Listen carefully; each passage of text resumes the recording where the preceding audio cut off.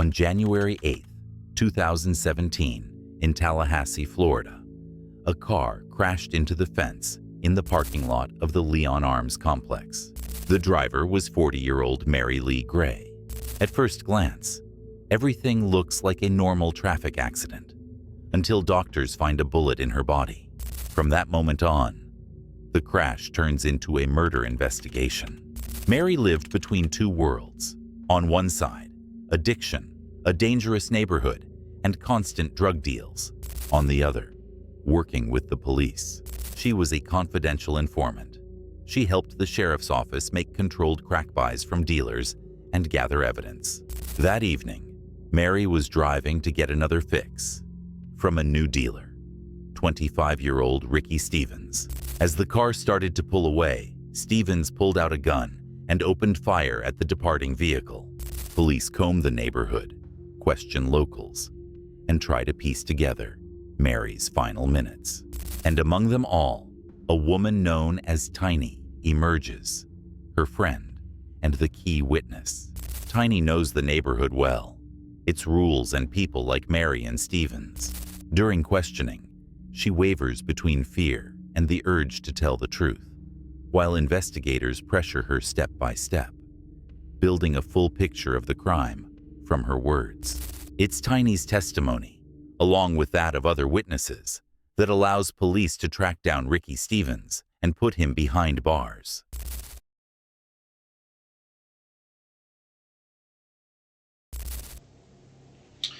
All right. So, as we talked about on the right here, you came up in the victim's phone. So we just kind of wanted to go over everything that occurred yesterday. Throughout, just take us through your whole day. Well, I was home all day yesterday. I ain't going nowhere. I Okay. watched TV, I watched everything. She texted me about Who was with you yesterday? just me and my niece, Tiffany. My mom stayed at her boyfriend's house, so I didn't leave the house yesterday. What's Tiffany's last name? Really? I know Tiffany. You know Tiffany? I do, unfortunately. She gets into trouble, don't she? I guess. Mm-hmm. But that's not what we're here about, okay? Okay. All right, so what Tiffany does is her business. All right, so you were home with your niece Tiffany, and tell me your mom's first. I know her last. Okay. What all happened yesterday during the day? Nothing. I watched TV with me, Tiffany, and her little boy. We watched movies all yesterday, so I didn't even go out the door really yesterday. Okay. And what's your current phone number? The one that was in the victim's phone. We text each other a lot. Yeah. So, Do you have any other phone numbers you communicate with her on? I probably call her from like a lot of phones, but lately I only haven't. I never called from my mom's phone 1 or 2 times, but we really text a lot. But we did. Okay, so obviously you've got a phone. There's a lot of numbers that come and go in there. So that's why I'm trying to figure out what numbers you talk to her on that may not be. We figured your main phone. That's the basic phone that Right. we text on. And then you talked to her a couple times on your mom's phone. Yeah. Any other numbers aside I from maybe these two? used my daughter's phone. Okay, what's that number? I maybe talked to her on Tiffany's phone, but I don't know Tiffany's new number, so. But I doubt if I talked to her on Tiffany's phone, I don't think so. What's your daughter's name?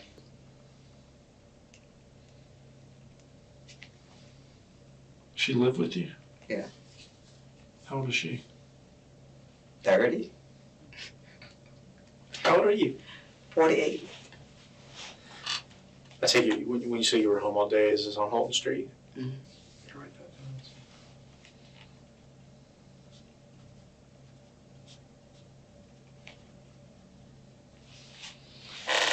down. And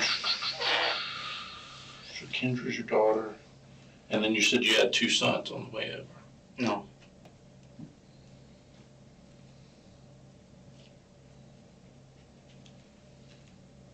And you said something about him trying to get a car or something. Yeah. I text Mary Saturday. She came and took us to Enterprise. Cause he went to go check his car. That's his Malibu backed up in the driveway. The detectives are still in the warm-up phase here. but they're already checking an alibi. They politely tell Tiny that they found her number in the victim's phone and ask her to simply walk them through her day. In reality, it's a way to pin down times, locations, and who was around her. The questions about her niece Tiffany and her mom are meant to get specific names and potential witnesses. The line that Tiffany's problems are her business lowers the tension and signals that the focus right now isn't on family members but on what happened around Mary. Tiny immediately builds a defensive version. She was home all day, didn't go anywhere, and was with family. At the same time, she confirms details that matter to the investigation. She changed phones often, used different handsets, and messaged Mary a lot. Mary even helped her with her car. To a detective, that means one thing. This isn't a random contact, but someone close to the victim with a messy phone history. An alibi like that can't be taken at face value. It has to be thoroughly checked against the details. Tore up, so he was trying to get a car, so she took us Saturday to try to get a car. And you said your other son stays in Atlanta? Who was that? Did you see him for the holidays? No. Were y'all not on speaking terms, or? No, he just couldn't afford to come home. I got you, that sucks. Sorry to hear that.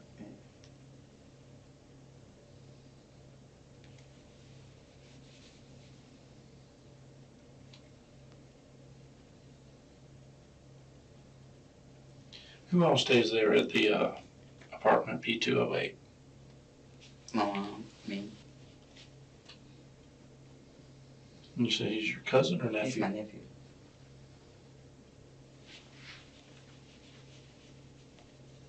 Did he know the victim? Yeah, he knew. Everybody in my family pretty much knew her. Just curious, how did y'all first meet? I went to the store, Dawn's store one day, and she was there, and she just started, like, you know how you just stay at the store and you started talking, and we just kicked it off from there. How long ago was that? You known her for a long time? I told her maybe, like, it might be a more than a year or a year, but I really don't know. Like, She had a really outgoing personality, was very talkative and friendly and everything. She was a very sweet person. Yeah. I really have to say that about her. Yeah, it's a shame. So, you already said you texted her a lot, right? Yeah, we text a lot. How have you been texting her since you met her a year ago?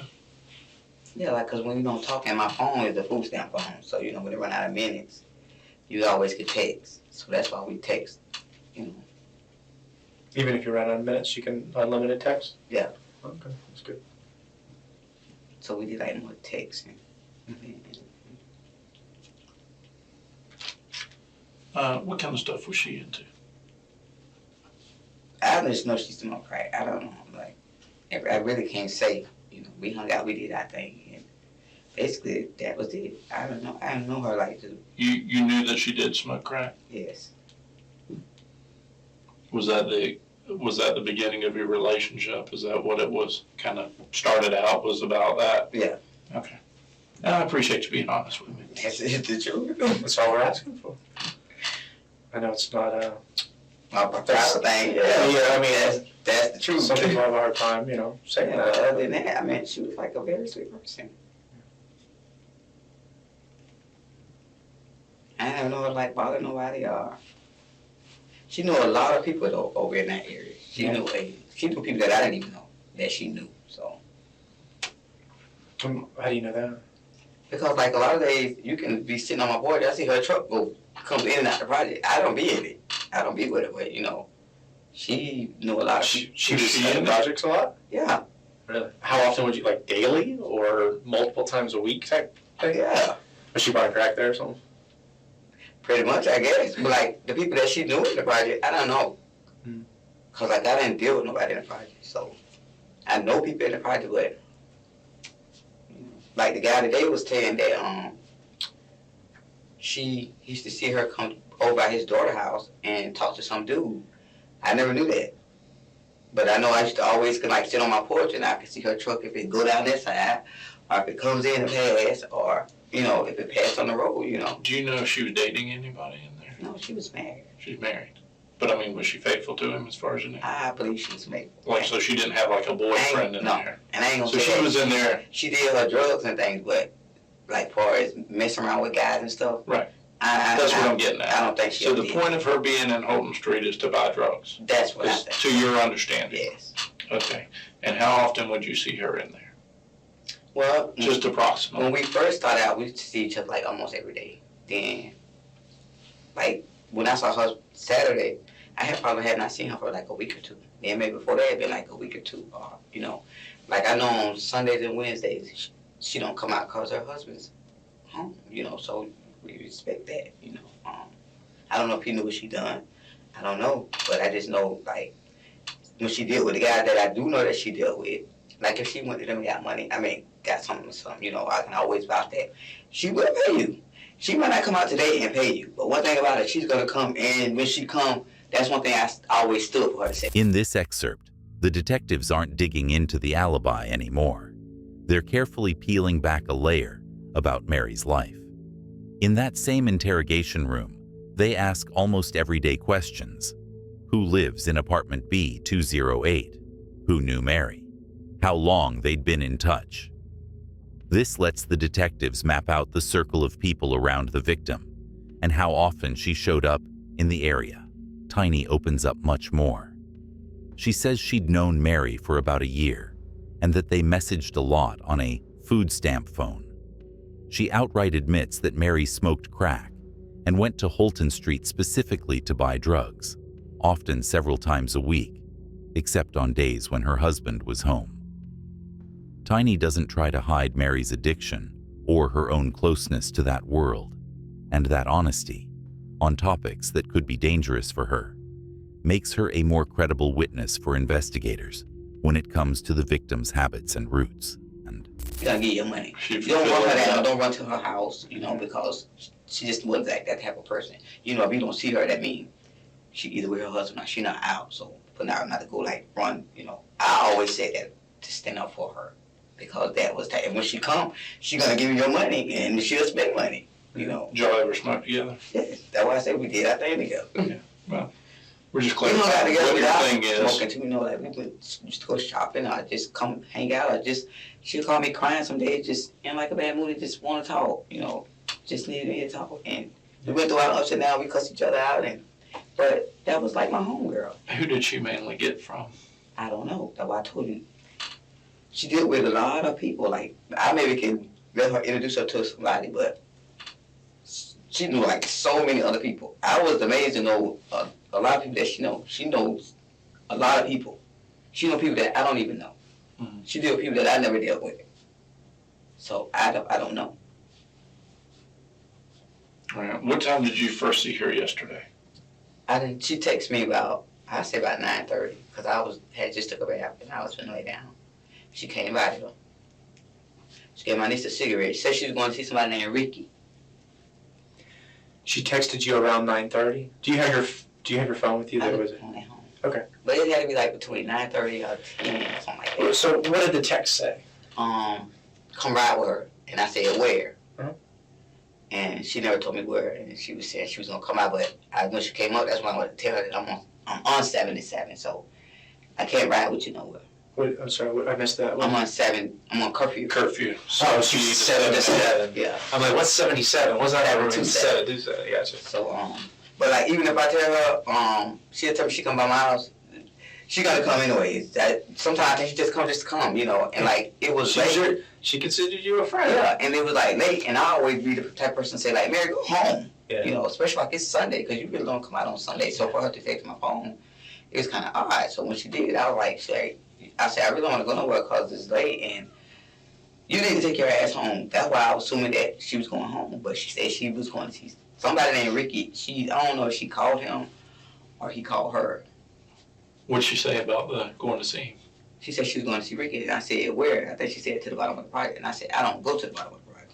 You don't? No. I'm scared of the bottom of the project What was that? because it's rough down there. Is it really? But I just know whoever she was talking to before I left her, before we departed, it was somebody named Ricky. I wanted to ask you, she's telling you this in person? Like when she got to your apartment? Yeah. Or did she go up to your apartment, or did you She go didn't down get out. there? I went downstairs. Oh, you went down to her. You texted her at 9:30. It might have Or been. she texted you? She texted me. She said, If hey. she texted you at 9:30, what time did she actually show up? I just kind of want to get that I want time to say off. maybe, probably right at 10. Or, I'm not I really think sure. she got there at 10. Yeah. And we stood out and talked for a minute, and I rode out with her like to the end right there. I told her, I said, I'm not going to watch when she pulled out. She went that way She pulled out. and went left like she was going to the, I guess, to the bottom of the project.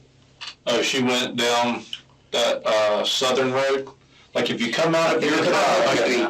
if you come out of okay, thank you. That'd be easier to say. If you come out the street and make the left, like you going to the next side of the project.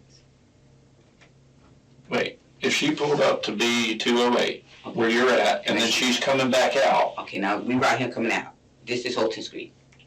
So she went back up to Holton Street instead of using that little cut-through road inside? Yeah, she didn't go through the cut through the road. Okay, she went back out on Holton Street and then came back around to the top Yeah. and then drove it from the top. All right, how long did it take to do everything as far as talk, smoke, cigarette, do what? I don't know. I mean, this was just last I night. said maybe 15, 20 minutes. I mean, I like really went on time frame, so like I say, I'm just guessing this time. But maybe like 15, 20 minutes. We may be able to look in her phone and see what time Yeah. she texted you. Okay. And then if, like, say she did get there at 10. So just assume if she was there at 10, how long did y'all chill before she left? Long enough to smoke a cigarette, at least. I gave my niece smoke a cigarette. I got a cigarette and took it to my niece. So Mary had the cigarette. Yeah, the provided cigarettes it came to- from Mary. And she provided it to Tiffany. Tiffany.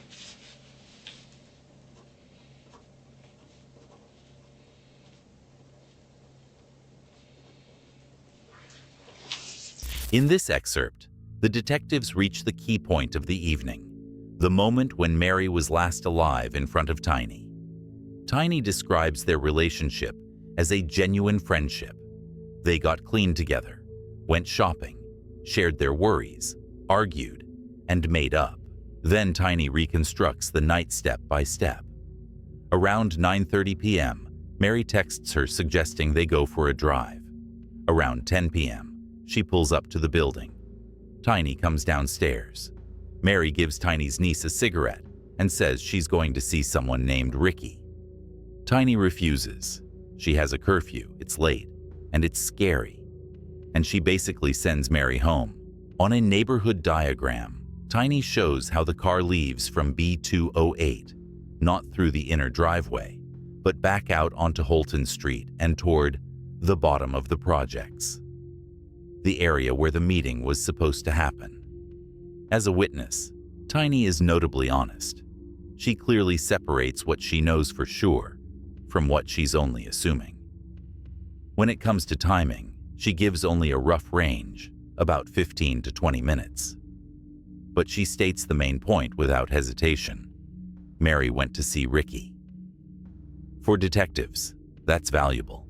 Her caution about exact times and her firmness on the key details make her testimony more trustworthy and directly link the victim to Ricky Stevens in the critical window before the murder. So, this is the entrance close to Orange Avenue and the school. So if you turned from Orange Avenue, you started coming up the hill, heading towards like Floral Street and all that kind of stuff. This is the first entrance. This is the second entrance. Okay, so she went this way. So where do you live? I live in this entrance. You live in this building? Yeah. Right here? Is this the B building? I'm asking you, if you turn into that first If entrance. you turn in, and then you turn in that first entrance, I live in the building, like this A building, this B building. Okay. So you live right here. Mhm. She came and met you. And She parked in in here?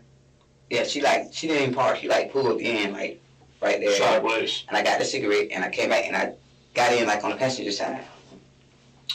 We talked for a minute. and she turned around the pool like we was finna go out, and I was like, Mary, I can't So go you were nowhere. facing, she turned around and then you were facing this way. Coming out, yeah.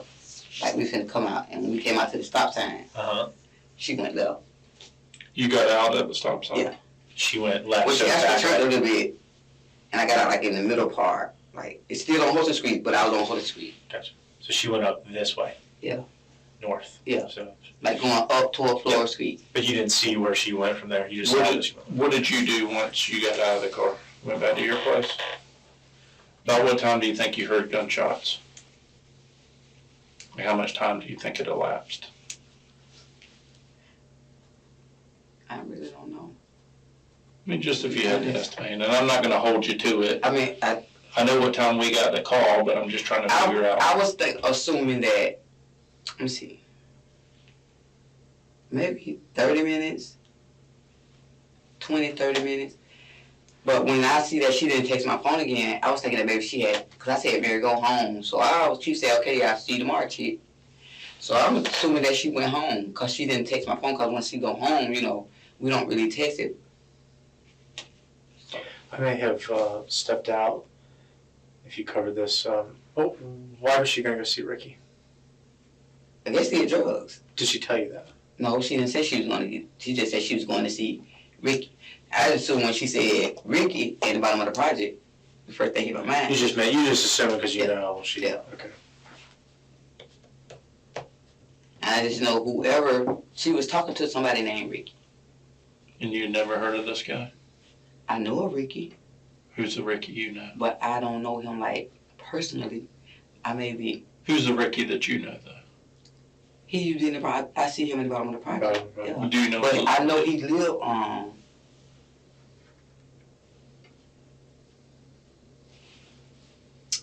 if you go, like you go on, you know, the flea market and the bike trail, Mm-hmm. San Marco. Villa San Marco. I know a Ricky that live out there. Is that the same one that serves in the bottom? I think he do. Now maybe if I think I got his number wrote down on a piece of paper. Maybe if I saw the number, I might determine if that was him. Who she has it written down on a piece of paper? No, I got it wrote down in Oh. a tablet one day. Me and her were together, and he gave us his number. We saw him at the dollar store one day.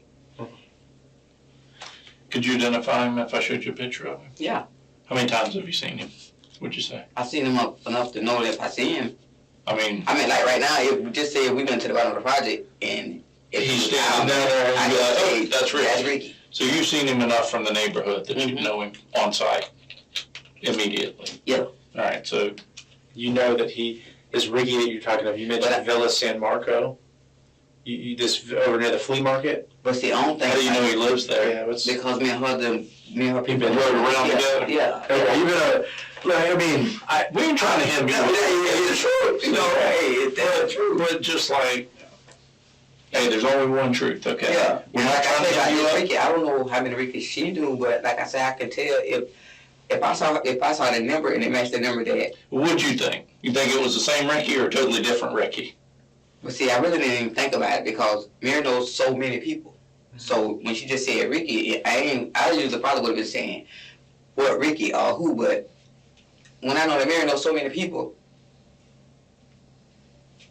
I don't know. But then like after I just said after thinking about it, I just know one Ricky. That's why I said if I see the number, I could tell if it was that Ricky that she was talking to because I have the number home in a tablet.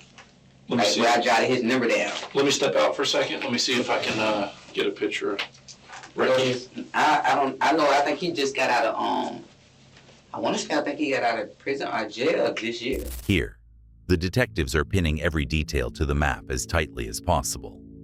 A neighborhood plan is laid out on the table, and they literally make Tiny walk Mary's route. The turn-in to B208, a brief stop by the entrance, the cigarette, Tiny in the passenger seat, the U-turn, pulling out to the stop sign, and then heading down Holton Street toward the bottom of the projects. Tiny says she went back home, and about 20 to 30 minutes later, she heard gunshots and assumed Mary had simply made it home, since she never texted again. After that, the focus shifts to Ricky. Tiny confirms that Mary said she was going to Ricky down there.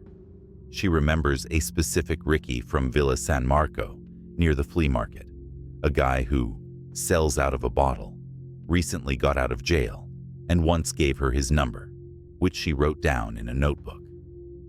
When asked if she could recognize him from a photo, Tiny answers confidently. She knows him by face. For investigators, that makes him no longer some vague Ricky, but a specific person with a route, a location, a phone number, and a criminal record. The logical endpoint of Mary's path that night. Like, not long in 2016. Okay. I'll be right back. Let me look for that. That was my friend. I mean, it was really sad. And I preached to her about, we both in that drug world, but Right. I got to the point where I'm really on 77, so what? After I heard, but like if I see her out or whatever, I used to always stress, Mary, go home, especially like if you don't have money. Because one thing I tell her, I say, I don't bother these dudes about they dope or try to take nothing or try to credit them for them because I don't have money to give them. And I don't want nobody to hurt me, So I always I'm not that type of person. I mean, I won't do that, but now she'll credit, but she'll pay them. So she was known to credit them and get stuff. Credit from them, yeah, she'll credit. That was from a them. common thing from her. Yeah, and she'll pay them their money. But did that ever get her in any trouble? Like I said, not that I just remember one time, one dude had told her that she owed him some money, and her was at the store. And some dude was like, Mary, I want my money. And she was like, okay, I'll give it to you Friday. So I assumed that she paid him because I'd never been around her, and it was an altercation about, because she always had money. So I don't know.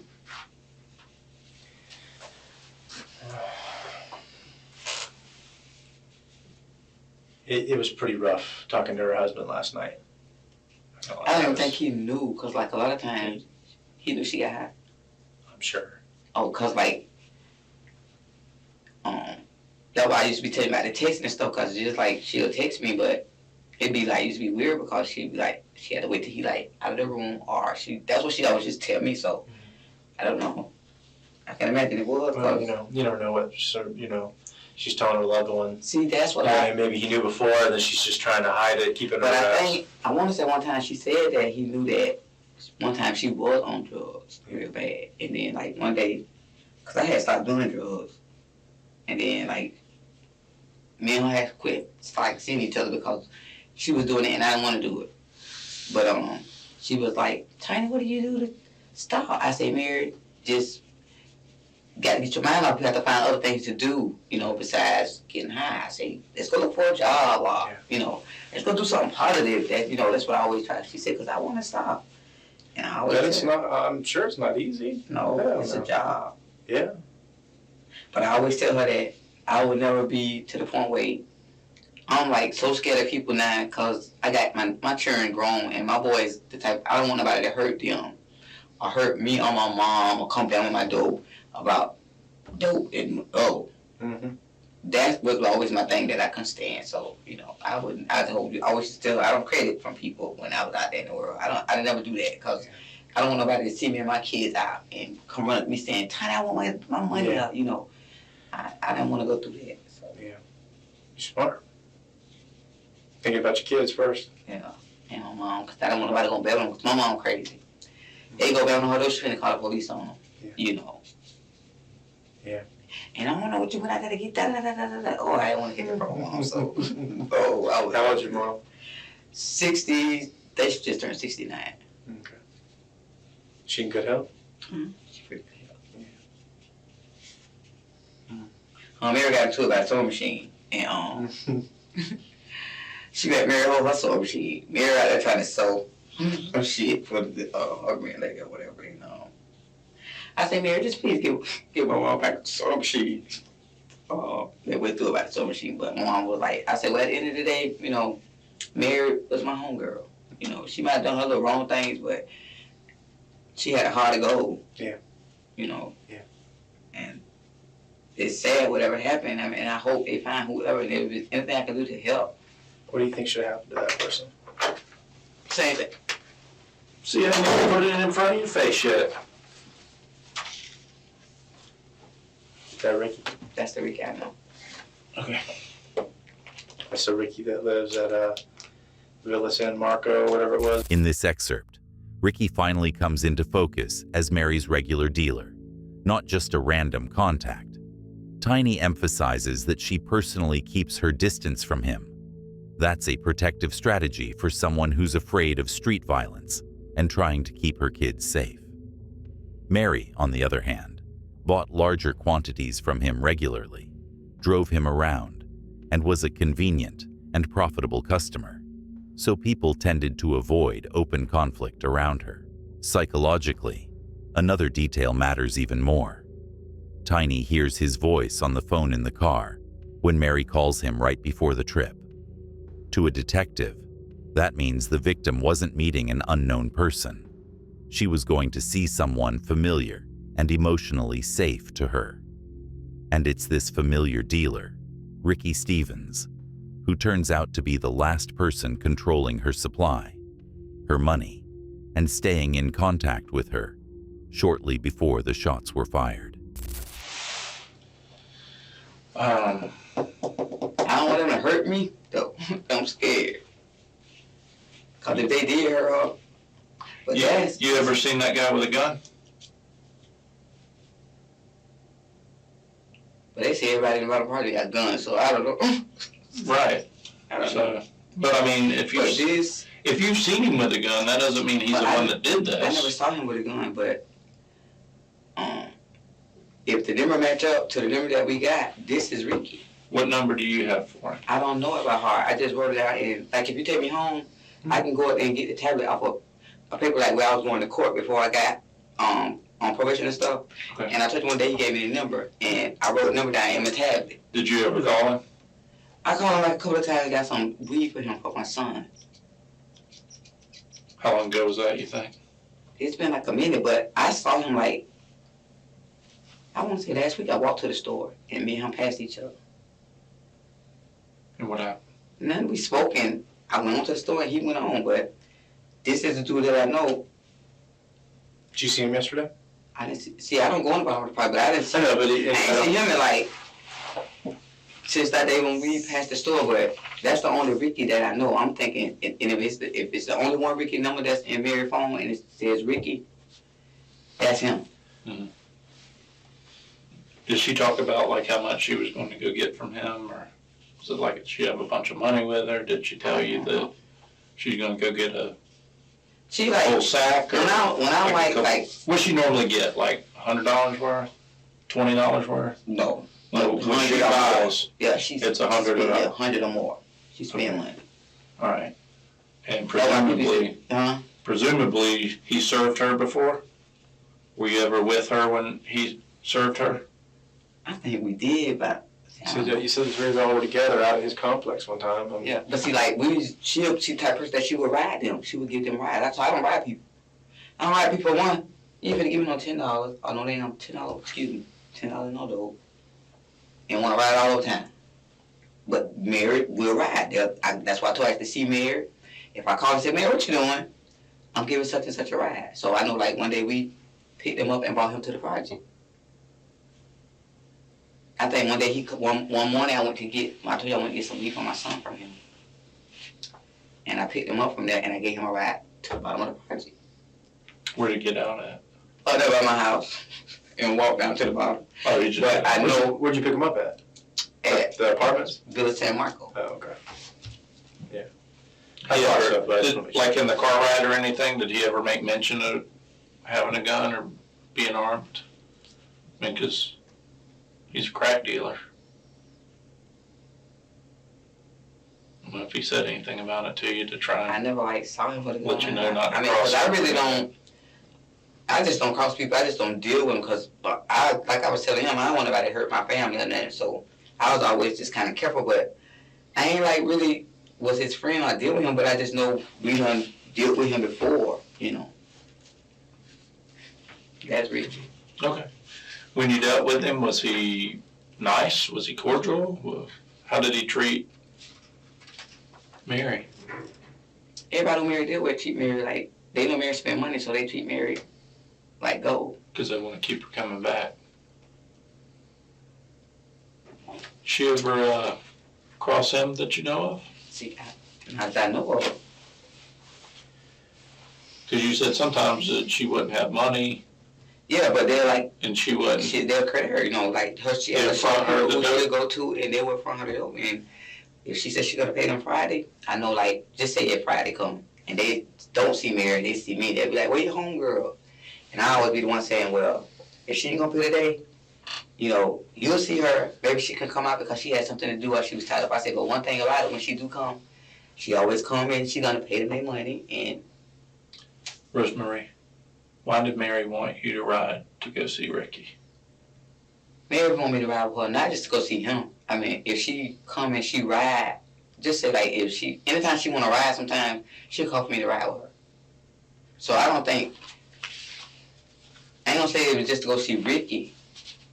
Cause when she called, text me, she just asked me to come ride with her, and I said where. She never told me where. But I was saying once when we got in the car, I can't remember if he called her or she called him. I just know I said who you talked to, and she said, "Hey, Ricky." Were you in the car with her when she called him on the phone and talked to him? Yeah, She called and they had a that's why I voice. say I can't remember if I think he told her to come to the bottom of the project, but I don't remember she didn't say. Here, the detective isn't just asking questions anymore. He's carefully opening up Tiny through the text messages. He shows her Mary's messages and gently points out what's in them. Money. A hint about a young guy they were going to get something from. And then immediately reassures her that he isn't interested in her drug use, only in the truth about the trip. Against that backdrop, Tiny starts acting like someone who's stopped being defensive. She admits Mary had multiple dealers, that Mary called another one first and only turned to Ricky afterward, and that Tiny herself can recognize many people by their number or by a photo. But she stresses one thing in particular. Mary said out loud she was going to call Ricky, and then Tiny heard a male voice on speakerphone and the phrase, "bottom of the projects." For a detective with a psychologist's ear, that's a crucial combination. The witness isn't pretending to know everything and openly acknowledges gaps, but she sounds confident on the key points: who Mary called, whose voice she heard, where he told her to go. That makes her testimony psychologically consistent and unlikely to be a deliberate fabrication. She didn't say what. I want to say she didn't say like. I think she said, "Where you at?" And I want to say he said at the bottom. And And you could hear this coming through the speaker. yeah, I could hear her talking, and I heard him say I could hear him say at the bottom because the phone was like. It was loud. Yeah. It was loud enough you Yeah. could hear. Through the speaker. Was it on speakerphone? Or was it just loud enough coming through the I think it was earpiece? just loud enough that come through the earpiece that you get. Was anybody else in the car with you? No. She came up there by herself? Mhm. And she left with you and then you got out? Yeah, and like I said, it was like odd for her to come out because like on a Sunday she never come out, you know. I don't know. So I have a copy of the text messages that y'all talking from her phone. And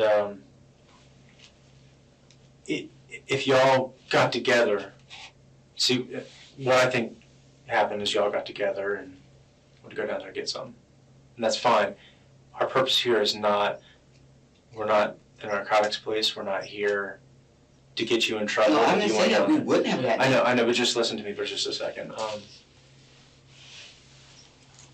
If you went down there, because that's the way it looks based on this message here, what she was telling you, that y'all went down there for a purpose of going down there to get some, and that's fine. I'm not here to judge you. I'm not here to give you a hard time about it. I'm not going to beat you up about it, okay?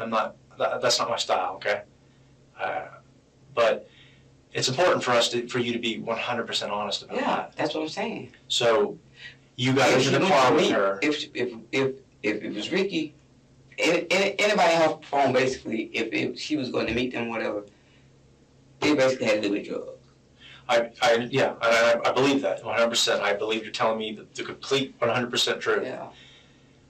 What I'm getting at is she says to you that she has a young jet we're going to get with, and the money, she puts the money sign there is okay. So that would lead us. But the young jet wasn't him. I think whoever she called again, because she talked to somebody else, and they wasn't home. They hadn't made it home. So I think that's why I want to say that's what made her call the boy Ricky. So Ricky's not her main source. I told you, Mary know a lot. Well, if you know Ricky and that ain't her main source, who's her main source? Who else do you know that she was getting from? This is what I'm telling you. Mary deal with a whole lot of dope dealers, but Okay. I can't. We got her phone. I can't say who. Okay. I can't say who's her Listen. one. Just listen to what he's about to say. We've got her phone. We've got other contacts in her phone besides you. Other contacts besides Ricky. Would you know any of the other people that may have been supplying her? Yeah, probably if I see their numbers or something. Or a picture of them? Yeah, What about names? I probably know the majority of them. Well, I But mean, there's a lot of them I don't know, but the ones I do know, I can put a picture to their name, you know. Well, I saw that you and her talked a lot, okay? Yeah, we really did. And here's what I'm getting at. I'm not trying to get you to give up your source or not like I'm going to go throw them in jail for sale or something like that. But if you know her secondary or third source in Ricky, I know you know her primary No, source. something to Mary was this type of person. Just say if Mary came to me and I said, Mary, this man right here, he sell drugs. But I always let me go to him because I know him.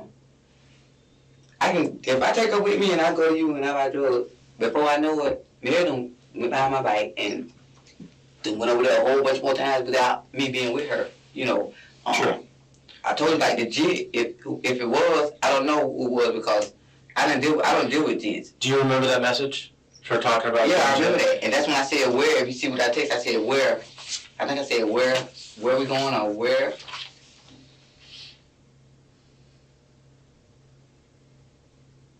So then how do you know that it was Ricky that called her on the phone?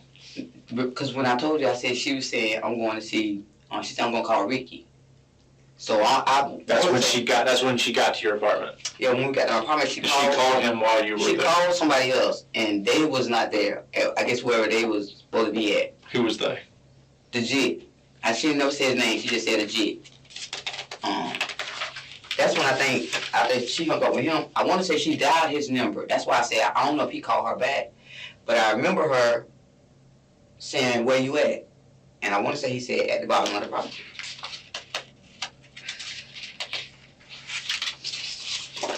In this excerpt, Tiny effectively narrows the investigation down to one specific person.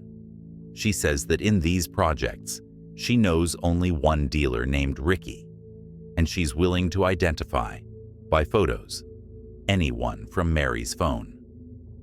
She's less worried now about what drug dealers might think, because, as she puts it, you don't take a life over crack.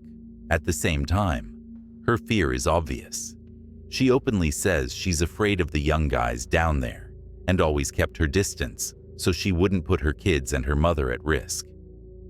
Against that backdrop, the personal side hits even harder. Tiny describes Mary as a lonely person who gave everyone rides, spent holidays without family, and sometimes called her in tears with suicidal thoughts. And each time Tiny tried to talk her down. For a detective with a psychologist's ear, that's telling. This isn't just a witness, but an emotionally invested friend. Someone willing to put herself at risk so the killer doesn't go unpunished.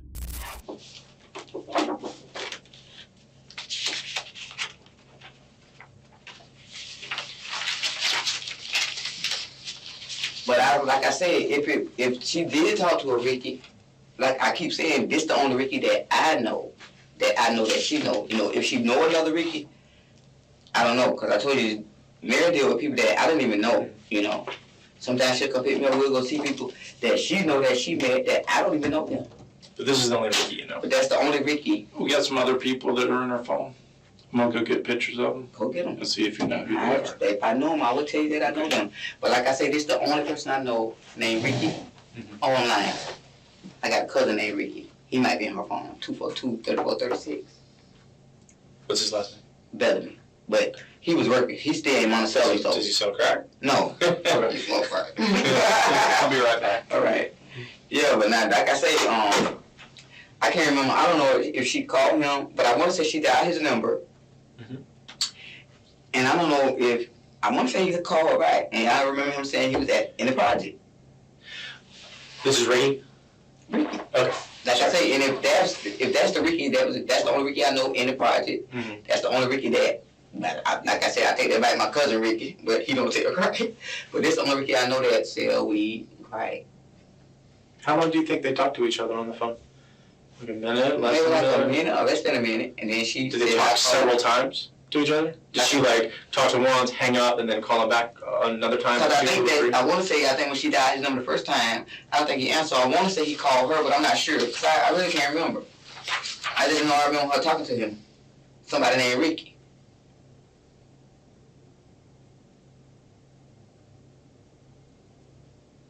And for him to know, I don't care about if these drug dealers, if I know them, I'm gonna put the pictures to them. It don't matter to me if they know that I say I know them. That don't matter to me, you know what I'm saying? Because what happened to her was wrong as hell. You know, it wasn't worth them taking her life or no crack or whatever, so it don't matter to me. I just don't want to get hurt. Sure. I don't want to let her hurt me.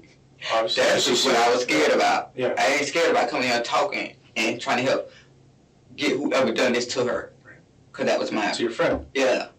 And I really, like I said, and this is the only person that I know, if she talked to a Ricky in that project, that's the only Ricky I know that was in that project. He be in the project. A lot, all the time. He catch rides. Who's he hanging out with? See, I don't know that. Because I don't deal with them like on a, I might go down there and see them every now and then and buy something. And Well, I know, again, so I don't like, and by them, they younger than me. And I just think they all crazy, and I'm scared of all of them. So I always told her that I did my thing, my own little circle. People that I deal with, they older people, you know, the same people I deal with. I don't mess with these young boys. I didn't deal with, you know, but like a lot of them I met through Mary. I told you I could see Mary, don't see her for a week. When she come back, Mary and I met 10 different people. I don't even know them. And she was known for like giving people a ride. I told her to see her truck and say, Mary, where the hell you going?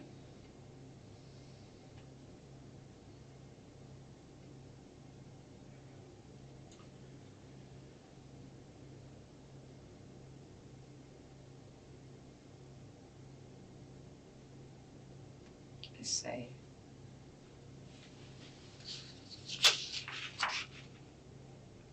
Now, what I tell you, you might live, see, we text a lot. Me and her text a lot. Mm-hmm. We really did. She used to be sitting out to her the only person that she had talked to because she didn't have family up here, you know. So. that's what her husband said. She called me crying, said she about to kill herself a lot of times. She just called me, just be calling me. I'd be saying, don't do that. Just come over here, you know, we can talk about it. It's nothing that bad. You know, messed up all her money. I said, that man gave that money, go do something. She said, man, go do what that man tell you to do. She'll go spend and call me T, what am I gonna do? She'll call me T too. What am I supposed to do? I said, get your ass in trouble because you didn't do what that man told you to do. In this excerpt, the detectives first lay down the ground rules. They emphasize that everything Tiny says, and anyone she identifies in photos, will remain confidential. That protects the integrity of the investigation and keeps her name from surfacing on the street. For her part, Tiny is honest about two things. She's afraid for herself and her children, but she believes what Mary was doing was nowhere near deserving a death sentence. She almost voices a kind of survivor's guilt, saying she could easily have been sitting next to Mary in that same car, and she offers a possible motive. Someone may have tried to rob Mary because she usually had money and was most often alone. When detectives show new faces, they aren't just looking for more suspects. They're widening the map of Mary's circle, and Tiny, despite her fear, helps fill that map in, step by step. What's wrong, Mary? You know, What's T for, by the way? Tiny. Okay, that's your nickname? Yeah. That's what people call it. That's what she probably got me on her phone, Tiny. Well, I know we talked about that on the way over here, but that wasn't a recorded interview. That was just She'll Just come. She'll chit-chat text on me the way from over. T, Chick, or Tiny. She'll come one of the three. Gotcha. All right. But I was telling him, it don't matter to me about me identifying. If I know them and they in her phone and I know their number, I'm going to put a face to them. I don't care. I just don't want nobody to hurt me. Well, and here's the thing, I was gonna get to that. It's very important that this conversation is extremely confidential, Thank you. okay? Because And I just don't because care. we're showing you pictures of people don't mean they're the ones that did it. That's why I said I don't care. I want to help find who done that to me. We're in the process of conducting an investigation, so just because I show you a picture of Ricky or these guys here, doesn't mean they're the ones that did it. It just means that we're going through the process of the investigation. So don't go say, Oh, I ain't You know gonna go that- say nothing. I mean, We're not gonna go out and say, hey, we just talked to Tiny, and Tiny told us blow up, because so we would appreciate that you don't go out there and and start. if I can help any way I corrupting- can, I will help y'all. That's when we get back to your house, we'll take a look at those numbers. That's what I was gonna say, it's just very important that you don't corrupt this investigation by going out there and saying Oh, I ain't stuff. gonna say, you want me to Because put then the that's number gonna- that, of that's- his number? Yeah, well, all of them, whatever. And that's gonna put your name out there too, and we're trying to avoid that. I mean, cause obviously Yeah, those because guys. they probably say it's from the police, which it don't matter to me, because I know they probably figured though, if something happened to her, I knew y'all was gonna come talk to me because me and her hung out a lot, Right. you know what I'm It's saying? a given. I think I was just, not scared to come talk, but just scared, period, because you don't know, I don't know who done that to her. I don't want them to hurt me or my kids, but if I can help find out who done that, I definitely will, because whatever she done, it was not bad enough for them to hurt her or take her life, you Right. know? Okay. I don't know if she almost taught me to be with her, because I almost would have been in that car with her. What do you think would have happened if you were? I probably would have been just like her, because I'm telling you, a lot of nights, before I got on 77, one night she called me about like 1 o'clock. I ride with her because she said she don't have nobody and she just wanted to ride. And we weren't getting no dope and then we were just riding. She said because she don't have nobody. And I always tell her that if she with me, nobody's going to hurt her. So What do you think she could have done that would have made somebody so mad to do that to her? I was thinking that maybe they tried to rob her because I know she always have money. I used to always tell her, Mary, you got money. Quit going around these people by yourself. That's what I say. I say, because you can think that you know, this is what I say, black folks, they will. Them young black boys out there, they be on that Molly, they be on that, all that other shit. I said, you can't trust them, you know. So I was thinking that, because I know Saturday, Mary had a bunch of money in her, the thing that you let down right here, Advisor? she had money. How much money does she carry around? Like a lot, like a lot of money? A lot of money. Too much damn money to be showing. Does she work anywhere? What does she do? How does she have money? I don't know. How does she get it? See, that's what I don't know. I just know when she come around, she'll text me and say, I got some, or come by with me to go, we're gonna go buy some, you know. I don't question her about, she got money. She's being generous. I got a couple of people here that I want you to look at and see if you've ever seen them before. And if you have, tell me how you know them, okay?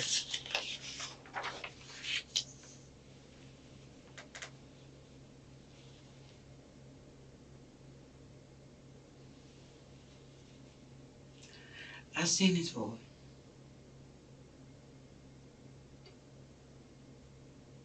But I don't know him by Mary. I know him by another dude. My friend who I was gonna get to bring me out here. Who was that?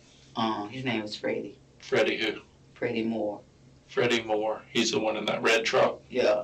That's how he used to come serve Freddie. You know? That guy, Sir Freddie? Yeah. So that's I don't probably know. how Mary would know him. See, because Mary, I introduced Mary to Freddie, so Mary used to go to Freddie's house a lot when I was not there. So maybe that's how Mary know him. But I never been with Mary and we met him. Do you know anything about him? I just know, Does he hang out at Holton Street? no, I never saw him in Holton Street. okay. Where did you see him? I used to see him, he stayed in Pine Lakes. The trailer park down there? You're talking about the one way down there, Across, like, if you take, where the petrol sit right there, and if you go like the next light, it's a light, then the next one, he stayed down. That's where me and Freddie used to like a walk. that's down there in like Slash Pine and all Yes, the Pine that's where he lived Streets. at. That's where I know him from, but I don't know him like through by Mary. Okay. What did you know him as? When you, Did you know what name for him or anything? I cannot think what Freddie called that damn man. I don't know. Cause it's been like a long time. Cause they moved out of Slash Pine. Freddie still lives in Slash Pine, but I haven't seen him in like So if Mary know him through Freddie. Okay. Here, the detectives aren't just listening anymore. They're calibrating how reliable Tiny is, while simultaneously probing the different men around Mary. They show her several guys. Freddie with the red pickup, another man from the trailer park, Ricky from the bottom of the projects, and a guy nicknamed 30, Chris, who Mary owed $8 and who was yelling that he wanted his money. The detective asks her directly, which of them, in her gut, is actually capable of something like this, giving her a chance to rank the pieces by how dangerous they seem. At the same time, he pulls out details that are easy to verify. The make and color of a car, where someone lives, what phone number they use, how often they were seen. That's less about immediately finding the killer and more about testing whether Tiny is holding the facts accurately in her head, so they know whether they can trust her answers when the questioning reaches more critical moments. Mary knows Freddie. Yeah. I told you, Mary, one of the places we used to go get out, we used to go to Freddie's house. So. Freddie lives down there in that trailer Mary's park? house, going to Freddie's house. Fred was my friend, but I don't care. Mary be at Fred's house more than me. But she didn't really know him, was comfortable with just like me and him, so. Is Freddie an older guy? No, you don't know. What's the red truck? That's Freddie's truck. What? Okay. I don't know. It's a F-150. Yeah, extended cab, right? I'm trying to think of that boy name.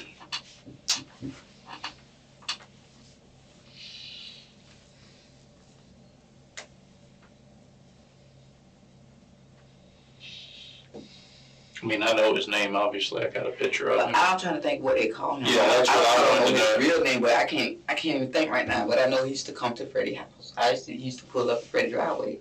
I mean, I never like talked to him personally, but just to his face, I know him through Freddie. I never like bought nothing from him. So this guy wouldn't probably be in the projects No, where she I got never saw shot. him. Ever saw him. But the other guy would be in the project. The other guy stayed in the bottom of the project. Not lived, I mean, but Let me ask you this, and this is strictly your opinion, and it doesn't count for anything in court or anything like that, but do you think that Ricky guy would be capable of doing something like this? listen, if they don't in the bottom of the project, I don't put nothing past them. Yeah. So just look at his mugshot, he look like he's a fool. I mean, Yeah. I mean, he look like he's really do something. I compared to him, What about this guy? this Chris, What's his deal? sorry. Huh? Sorry. Sorry texted me this morning, asked me what happened to Mary. How does he know her? We got drugs on him. Same type of thing? I would definitely want to believe that. I know he did. He would. Cause Mary owed him money. Mary owed him money. But see, Mary just gave him a ride. Saturday when she came to take us to Enterprise. Saturday morning, my cousin Ricky and me, not that Ricky now, Ricky Bellamy. Okay. We went to his house. Mhm. And he was pulling up in truck with Mary. Mary had him in her truck. But certainly she owed him like $8 one time. And he just said, Mary, I want my goddamn money. I want my money, Mary. But Mary gave him money. She'll go pay him and, so like out of them three, if anybody, I know I want to say Mary talked to Serta though, but Serta said he was in Quincy. He was coming from Quincy. When? The night that it happened. Last night? Yeah. Serta number 519-9744. Damn, that's pretty good. Yeah, I know his number. I told you, I used to call him that. That's why I say I don't know that boy. You known him for a while then? Yeah, I know him. I told you he texted me this morning.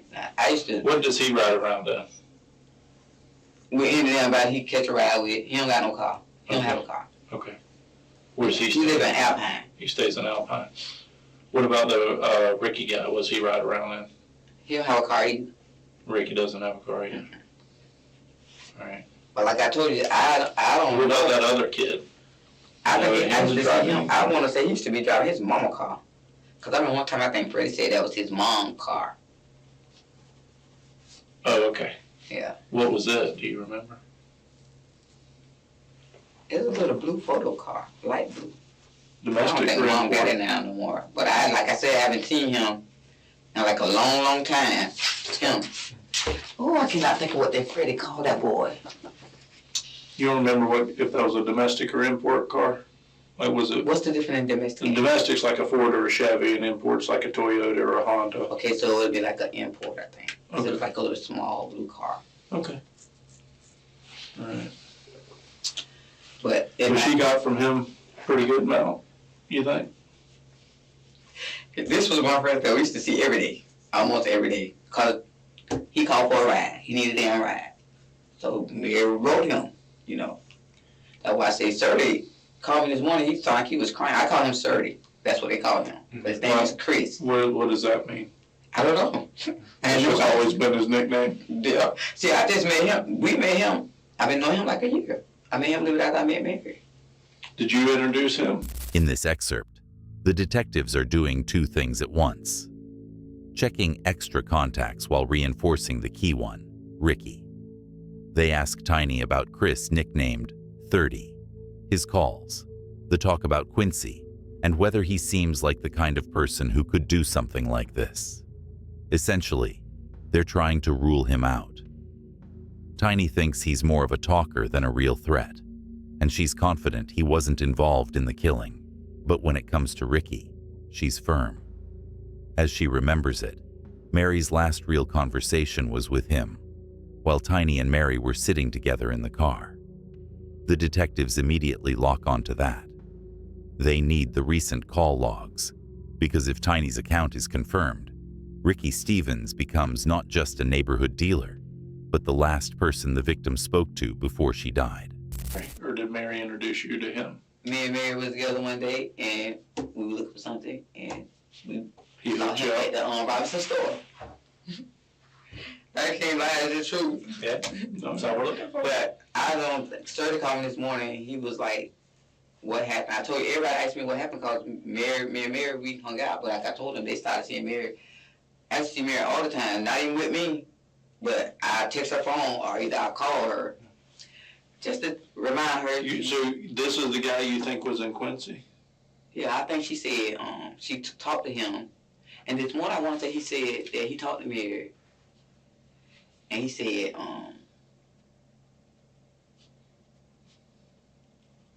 he told me he wasn't home. I don't know. But what it was, I don't think she saw him. It wasn't 30. She didn't talk to him. His number 519-9744. You feel fairly confident he didn't have anything to do with it? Chris be on some whole other. You think he talked to us? I mean, get the whole dope angle out of it. Yeah, probably. Because everybody numbers that's in our phone, they can look for y'all. That's what pretty much what I said today. I said if I numbers in our phone, they come to talk. That's why I was Did looking. you talk to him about that? No, not about that. Y'all come to talk to him. We didn't talk about that. We just talked about. They asked me what happened, and I said I don't know what happened. I'm just like y'all. I don't know what happened. And then that's when he was saying, What did he think about Mary? Mary gonna make me hurt her ass. That's what he brought his mouth saying that. But at the end of the day, he said this morning, Mary was my girl. He said Mary was good people, and she really was, you know. Right. Like I said, she'll go get stuff from him. You might not pay him this week, but next week, first thing she's finna come do is go pay Chris his money. I gotta go see Kurt. I gotta go see Surdy. I owe him, and she gonna go pay him. And then they right back, you know what I'm saying? She's good about it. Yeah, that's why I tell you, everybody used to make me mad, because even if me and her hung together, and she went with me, and she know when they got something from somebody, you know, they'll see me and be like, where your white girl? And then I'd be like, they'll say like, I'll go to her house or something like that, and I always say, don't do that. I said, because one thing about it, whatever she do in the streets, leave it in the streets. I say, if she owe you, y'all can best believe she gonna come and she gonna pay y'all money. Like I say, when she come rolling through. Right. I wanted to go back to something and just clarify and make sure I understood you correctly. You said that you thought that he was maybe in Quincy. I want to say, I don't know if I heard her say that he was in Quincy or coming from Quincy. I don't even remember if I heard him say that, but one of them said Quincy. Somebody said Quincy. It was just from Mary. Like when you were in the car with her? She said he called her phone. I'll take that back. She said Surdy called her and she called him back. And that's when I want to say, I think he said he was coming. I don't know if he was saying that he was in Quincy or he was. Was this when you were hit with her that night? Yeah. Last night? Yeah. So she called him while you were there, or she called She him made like before you were there? She made like 3 or 4 phone calls just sitting there. I mean, Okay. she. Okay. But like I said, the only person I know, I think she called. I want to say she called her boy Ricky, and he called her back.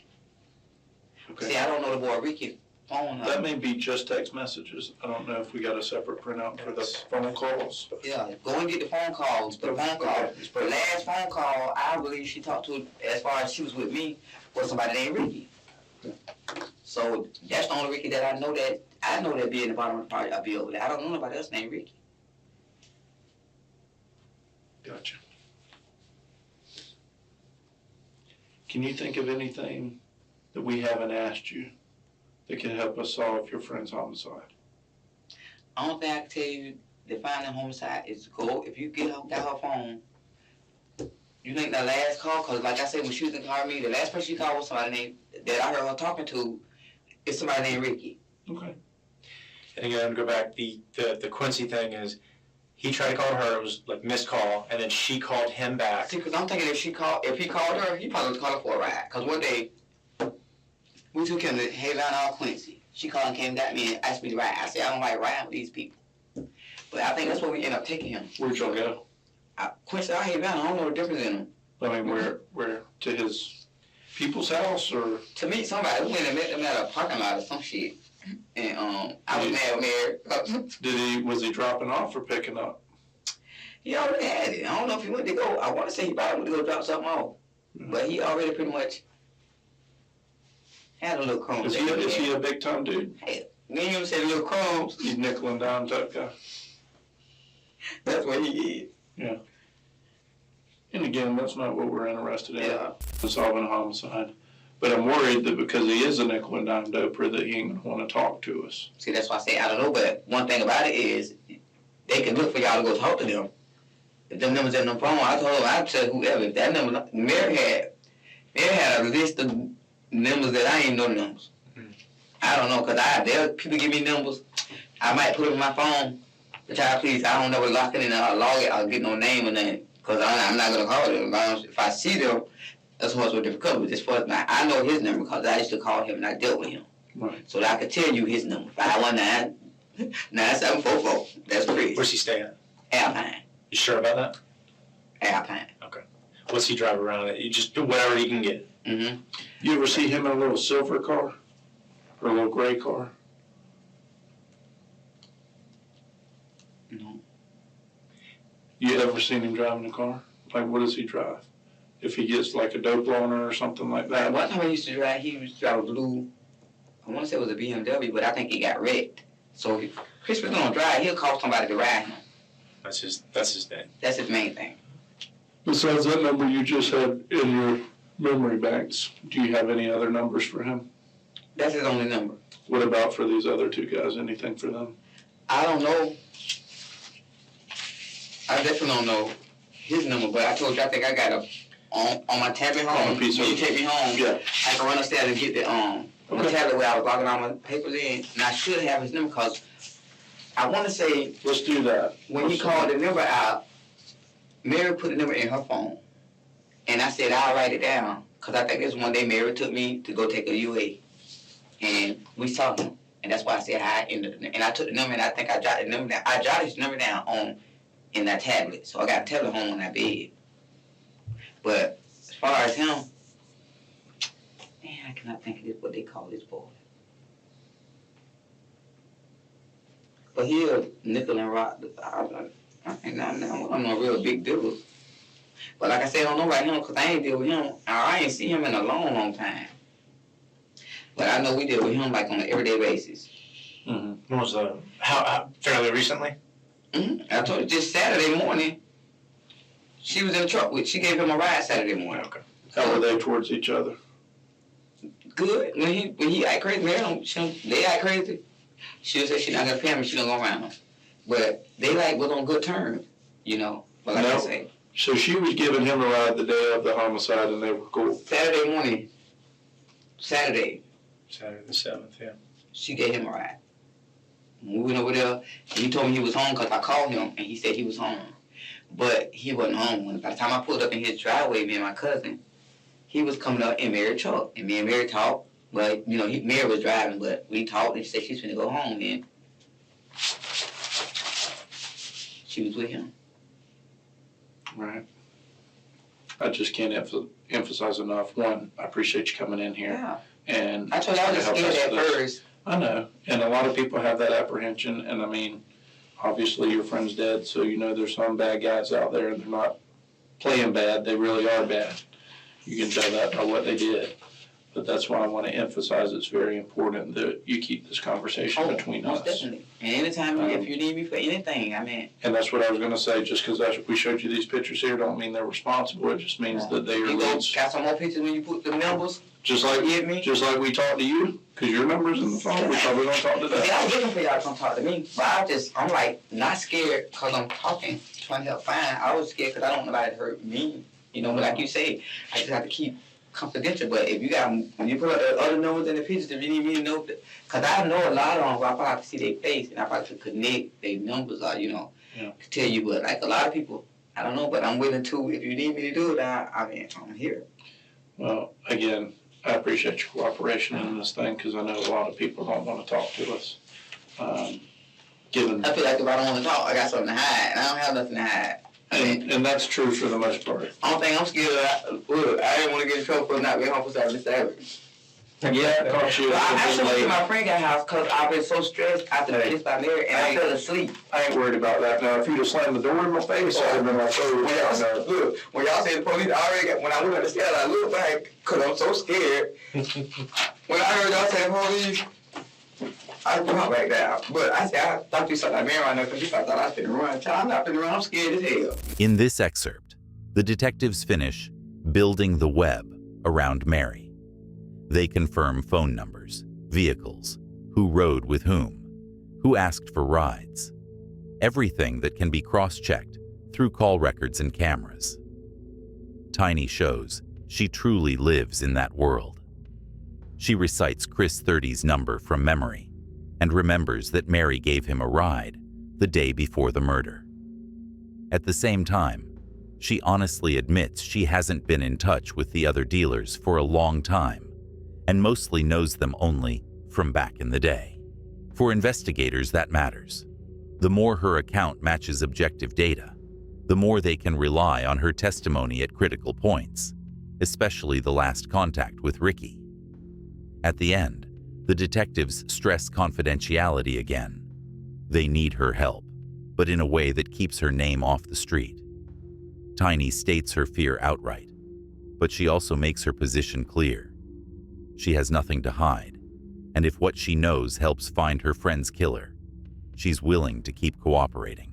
I haven't met you until tonight, so you never know what you're going to run into when you're working. When y'all come talk to me, but like last night, my son kept saying, "Mom," my son, he cried because my kids, they love me. I'm talking about, my son was in there crying. I was crying, you know, because it's hard for me to I was just talking to her and just see that she gone. It's really hard for me to believe because like on a Monday morning, like this morning, as soon as she took her husband to work, and every time we be together, it wasn't about dope. I mean, she'd just come, let's go ride. We're going to go look for a job. You know, we're going to end up going to look for a job. Rosemary, let me step out real quick. I'm going to go tell my boss we're done with the interview, make sure he didn't have any other questions, and then we'll take you back to the house. Thank you. All right. You said Chris, did it sound like he was going to cry or something? Yeah, when I talked to Chris this morning, because, you know, like I said, Mary, she might have done her dirt, and whatever she done, you know, I used to get mad at people because first thing they come running up to me and say, "Oh, wait, that motherfucking white girl. Don't come around me. If y'all want around me, when y'all done whatever y'all done, don't come around me raising hell about something that she done to y'all or whatever, you know." And I stressed to them, one thing about her, she got a husband, and y'all should respect that. If y'all don't see her out, she either with her husband or she take care of her business, but she gonna come and she's gonna get y'all straight. You know, that's one thing she gonna do, you know. And I always just tell, and I say maybe she can't get me to ride because she always just tell me, "I'm so comfortable riding with you," because I be telling her, "You can be with me, I don't give a damn if you done something to somebody. Mary, if they run their ass up here, we gonna call the police on their ass." And I just always tell that, you know, and that's just the truth. I said, because I'm not gonna let them hurt me, and I'm damn sure not gonna let them hurt you. Even though and that's some drugs, I'm finna call people, I'm finna call the police on the ass. I meant that, because what could it be? Just like I said, but last night, if I went on 77, I would have been in that truck with her. Cause that was my friend, I rode with her. And I just like thank God, cause I probably got hurt too, I wouldn't have been here. God knows I would have been in there with her. Yep. But I had to tell Mary, and I always quick to her this special date night. I was saying, take your ass home. But you got a husband? I said, girl, I don't got no husband. I said, take your ass home. And she was like, all right, T, I'll see you in the morning. So I'm assuming that when she didn't text my phone, because if she got a little hood, she was try to do something, she didn't just text me. So I kept looking at my phone. She never texted my phone. I said, what was funny, because when I heard the ambulance and stuff, I had to went in and lay down. And I jumped up, came in there and said, I hope Mary took her ass home. Yeah, That's what I said to my niece. And I said, it ain't nothing happened to Mary. How'd you find out? Facebook, my niece got on Facebook and said, the next thing she said was, somebody said it was a white lady in a black truck. And you just knew. I didn't go back to sleep, because I wanted to go down there, but I would have had a fit if I went down there and saw that truck, though, and saw her. Because this just would be like so hard, I just can't believe it. I mean, and then they post, the white lady that be with Tiny, my mom told me, I don't give a damn about them posting that on Facebook. Everybody knows me and her from being together, Police gonna come talk to me because I'm in her phone. I don't care about that. I don't have nothing to hide, I want them to find out who done whatever they done to her, because it could be me. Could have been you. Yeah, it would have been. I would have been in there Could with have her. had 2 funerals and stuff. Yeah. I did forget to ask something, and it's almost the most obvious question. How did you even find out about it? That it was there? Oh, you asked me that. Facebook. My niece said, they said somebody got shot. My niece, they love Facebook. I never go on Facebook. So I told her I was about that laying down, and she said, they said somebody got killed in the bottom of the project. Mm-hmm. So, I told him, I said, I got up and I When you said, heard the shots, tell them what you said. yeah, I said, I hope Mary took her ass home. But I told him, I said, I was assuming that she went home because she didn't text if she didn't stand up here to do something, she would have texted my phone to let me know. She didn't text my phone no more, so I just assumed that she went home. So I told him, I gave her that, I was like, Tip, I hope Mary took her ass home. And I just said like in a jokingly way. Mm-hmm. Then I said maybe 10 or 15 minutes later, they posted again and said it was a white lady in a black truck. I told them that's when I jumped up and my heart just sunk. And that was this morning or last night? That was last night. My niece stayed on Facebook 1 o'clock, 2 o'clock. She kept coming in and telling me what was going on. Right. And then somebody posted, the white lady that be with Tiny, that's me, I'm Tiny. Yeah. At the end of the interview, the tone shifts completely. The formal questions are basically over, and Tiny breaks down as a person, not as a witness. She talks about how she used to ride around with Mary in the mornings, looking for work. How that night, she assumed her friend had simply gone home, and how later she saw something on Facebook about a white woman in a black pickup, and realized it was Mary.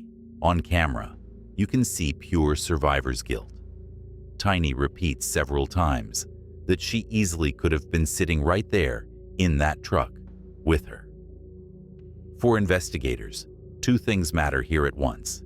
It helps pin down the emotional context and the time frame of when the neighborhood learned about the shooting, and it introduces another factor: social media, which can both produce witnesses and fuel a wave of rumors that investigators then have to untangle when verifying statements.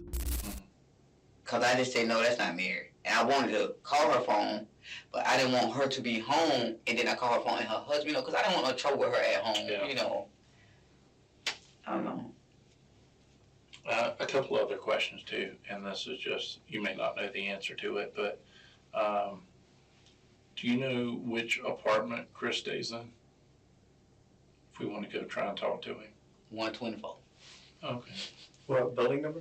If you go to Alpine, Oh, that's right, Alpine. I was don't thinking turn of in the first entrance, turn into the Second second entrance. in 124.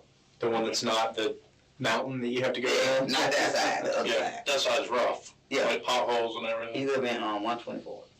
Do you know that you ever seen him in a gold car? Over there? A gold car? Yeah, like a little gold car. Do you know if any of his neighbors have one? See, I'm be paying attention when I, when you be high, you go for one thing, you try to go do what you gotta do, and you go, so I like really don't pay attention. And here's another question. You may not know the answer. I'm definitely not asking you to do this right now. We want to try and talk to Chris.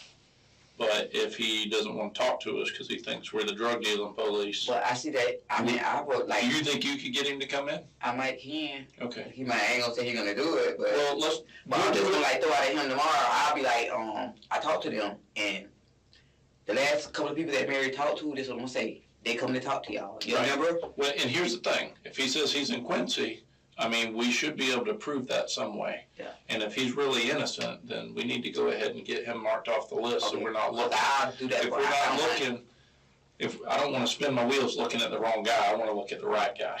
And if he's in Quincy, there should be some sort of. Somebody told me they proof said that. he went in Quincy. Somebody said he was at the Tony store. Post up at the Tony store. Who told you that? A girl named Tasha, who knew. Tasha saw him there? Or Yeah, Tasha. Who's Tasha was Tasha? one of Mary's friends too. Who's Tasha? I don't know Tasha's last name, but she I know stayed who she in is. dark skin. Got a gap between her teeth. That's Tasha. Yeah. She, her and Mary was good friends too. Before I met Mary, Mary knew Tasha. Okay. Tasha got married for $2,000. She I was. think got married for $2 grand. When I first met Mary, Mary said these two girls got her for $2,000. And I said, Mary, why would you give a person $2,000? But Tasha said, when I said, they said something about Surrey. And I said, no, this what I said today, because when we was talking, I said, Surrey said he was in, I want to say he got out Quincy, but I can't remember which one. I get them confused. Here's what we'll do. We'll try and do it ourselves so we don't have to involve you. But I still don't mind. I'm like, gonna still let him know, I'm gonna call him. that's what I'm saying. Don't do that Okay. until we reach out to him. Okay. Now, if he tells us to go pound sand, then Yeah, we we know may, that all the information where he stayed and we may everything. reach out to you and see if you can smooth it over and bring him in. Cause like, man, you're like pretty good friends. I mean. Because here's the way I see it. If I'm innocent and the police want to talk to me about a murder, I'm going to go clear my That's name. why I told him, I said, I don't have nothing to hide. I already knew. I kept telling my mom, I said, I'm waiting for them to come talk to me because I'm just scared. But I wasn't scared to come talk. I was scared because I don't know what happened to her. And by me and her riding together, I didn't want nobody to hurt me. And then another quick question. When you went down there to drop Ricky off or to meet Ricky to have him serve to you or whatever at the apartments, do you know what apartment number he was in? If you go, I just always to see people, if you go in, like, okay, so we're going to the bottom of the project. Now we turned in. This in the last section. You know how you go? where's that map at? You'll get the map. No, I'm talking about on Woodville. In this excerpt, the detectives are already thinking ahead. They want Chris, 30, as a potential witness, or someone to rule out. So they ask Tiny where he lives, how to get there, what kind of car he drives, and who else might have seen him.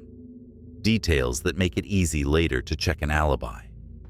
Was he in Quincy, at the Tony store, at home, or somewhere else? At the same time, they carefully use her connections. They ask whether she could persuade him to talk to police, but then immediately pump the brakes. They explicitly tell her not to contact Chris herself, so she doesn't tip him off or expose herself. Tiny responds in her usual way. She admits that when she was high, she didn't pay much attention to cars or neighbors, but she's willing to help if needed. For the detective, that's an important closing note. She's still afraid of the street, but ready to cooperate, and the initiative in dealing with potential witnesses remains firmly with the investigators. In San Marco? Mm-hmm. See, I don't know where he came, how's he come out in San Marco? Okay. If you don't know, you don't know. I just figured I'd ask. Yeah, but So when he was serving, I know he said he lived with his sister in San Marco, whoever that is. This is the bottom of the hill. This is the cut through and this is the bottom. Okay, so when you go in, if you come down, Uh-huh. they always be to the bottom apartment.